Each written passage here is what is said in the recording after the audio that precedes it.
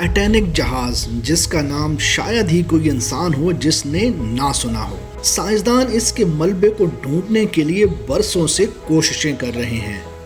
آج کل آپ ایک آبدوز کے لاپتہ ہونے کی خبریں سن رہے ہیں۔ اس ویڈیو میں ہم اس آبدوز کے حوالے سے مکمل معلومات دینے کی کوشش کریں گے۔ ٹائٹینک جہاز کے ملبے تک پہنچنے کے لیے ایک چھوٹی آبدوز بحر اوقیانوس میں لاپتہ ہو گئی ہے۔ یہ آبدوز سمندر سے تقریباً 8 کلومیٹر نیچے تک گئی تھی۔ سطح سمندر میں پانی کے اتنا نیچے جانے کی وجہ سے اب اس سے رابطہ منقطع ہو گیا ہے۔ بتایا جاتا ہے کہ اس آبدوز میں 96 گھنٹے یعنی 4 دن کی آکسیجن موجود تھی۔ اس آبدوز کو ڈھونڈنے کے لیے امریکہ اور کینیڈا کے حکام کی جانب سے کوششیں جاری ہیں، جس میں سے 2 پاکستان کے ایک بہت بڑے بزنس خاندان سے تعلق رکھتے ہیں۔ یعنی پاکستان میں سب سے بڑی کمپنی داؤد گروپ اور اینگرو کے مالک شہزادہ داؤد اور ان کے بیٹے سلیمان بھی اس آبدوز میں موجود ہیں۔ اس خاندان کے بارے میں بتایا جاتا ہے کہ یہ ایوب کے دور کے 22 امیر خاندانوں میں شامل تھا۔ آبدوز میں سوار شہزادہ داؤد پاکستان میں سب سے بڑی کمپنی اینگرو کارپوریشن کے وائس چیئرمین بھی ہیں۔ اس کے علاوہ شہزادہ داؤد کیلیفورنیا میں قائم ایک ادارہ سٹی کے بھی ٹرسٹی ہیں، جو کہ خلائی مخلوق کے بارے میں ریسرچ کرتا ہے۔ اس کے علاوہ باقی 3 لوگ بھی کافی امیر اور مشہور خاندانوں سے تعلق رکھتے ہیں۔ یہ لوگ ٹائٹینک کی تلاش میں جس آبدوز میں گئے تھے وہ ایشین گیٹ نامی کمپنی کی تیار کردہ ہے۔ اس آبدوز کے حوالے سے بتایا جاتا ہے کہ یہ آبدوز فوجی آبدوزوں سے کئی گنا نیچے جانے کی صلاحیت رکھتی ہے۔ دنیا میں سب سے جدید ترین آبدوزیں جو کہ امریکہ کے پاس موجود ہیں وہ 2 سے 3000 میٹر تک نیچے جا سکتی ہیں، لیکن اس آبدوز کی خاصیت یہ ہے کہ یہ 4000 میٹر نیچے تک جانے کی صلاحیت رکھتی ہے۔ اس چھوٹی سی آبدوز کا نام ٹائٹن ہے۔ اس کی ساخت کے حوالے سے اگر بات کی جائے تو یہ ٹائٹینیم اور کاربن فائبر سے تیار کی گئی ہے، اور اس میں باقی آبدوزوں کے مقابلے میں سمندر کے اندر پانی کے دباؤ کو برداشت کرنے کی صلاحیت بہت زیادہ ہے۔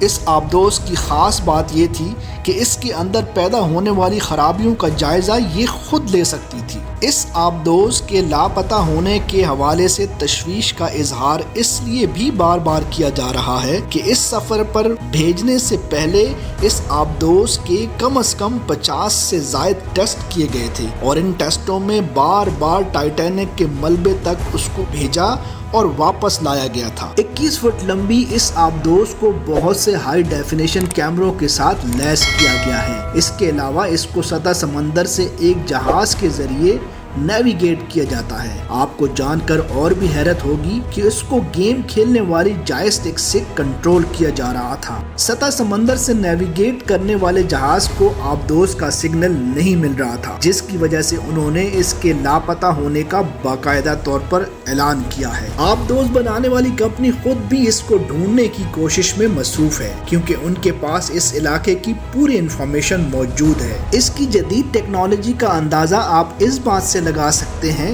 کہ آج تک اس سے پہلے اتنی بڑی ٹیکنالوجی کسی بھی آبدوز میں استعمال نہیں کی گئی ہے۔ اس آبدوز کے حوالے سے ایک دلچسپ بات اور بھی ہے کہ اس کو 2019 میں تیار کر لیا گیا تھا، لیکن اس کی سرٹیفکیشن جاری نہیں کی گئی تھی۔ اس کی وجہ یہ تھی کہ اتنی جدید آبدوز کے حوالے سے ابھی تک کوئی سرٹیفکیشن یا سٹینڈرڈ کا نظام ہی متعارف نہیں کیا گیا تھا، اور ہو سکتا ہے یہ سٹینڈرڈ متعارف کروانے میں حکومت کو مزید کئی سال لگ جائیں۔ یہ آبدوز جو کہ سب سے پہلے 2021 میں سطح سمندر سے نیچے گئی تھی، اس لحاظ سے ٹائٹینک کے ملبے کو دیکھنے کا اس آبدوز کا تیسرا وزٹ ہے، اور اس کے مسافروں سے تقریباً $2.5 لاکھ فی کس کے حساب سے چارج کیے گئے ہیں۔ یعنی اس کے اندر موجود مسافر $2.5 لاکھ دے کر موت کے منہ میں چلے گئے۔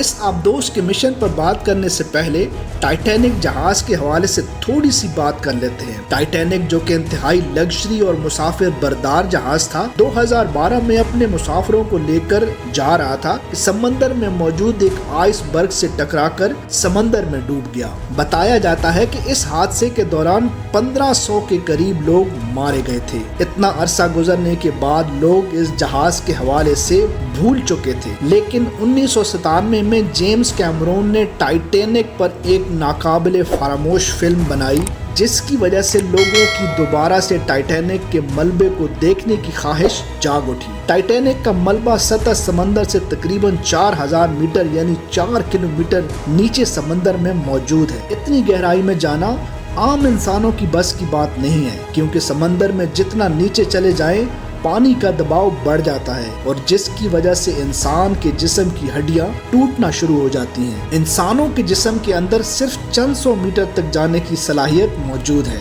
यही वजह है कि बहुत कम लोग टाइटैनिक के मलबे तक पहुंचकर उसका नजारा कर पाते हैं। टाइटन अबदोस बनाने वाली कंपनी ओशन गेट का मकसद टाइटैनिक जहाज के मलबे का जायजा लेने के साथ साथ डूबे हुए जहाजों की वजह से समंदर के माहौल में पैदा होने वाली तब्दीलियों को जांचना है।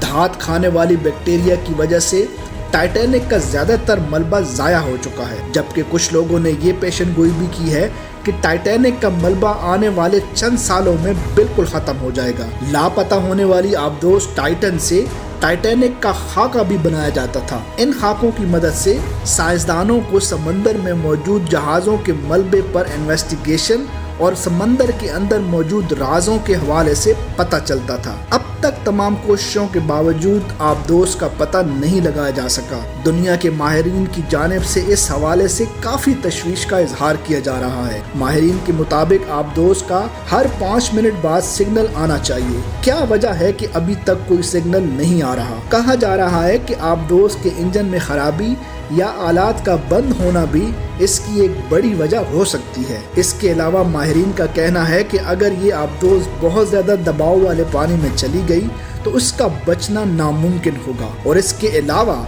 अगर ये टाइटैनिक के मलबे में फंस गई तो फिर इसका लौटना नामुमकिन होगा। आज की वीडियो में सिर्फ इतना ही। अगर ये वीडियो पसंद आई है तो लाइक, शेयर, कमेंट करें और चैनल को सब्सक्राइब कर लें ताकि मेरी आने वाली वीडियो आप तक पहुंच सके।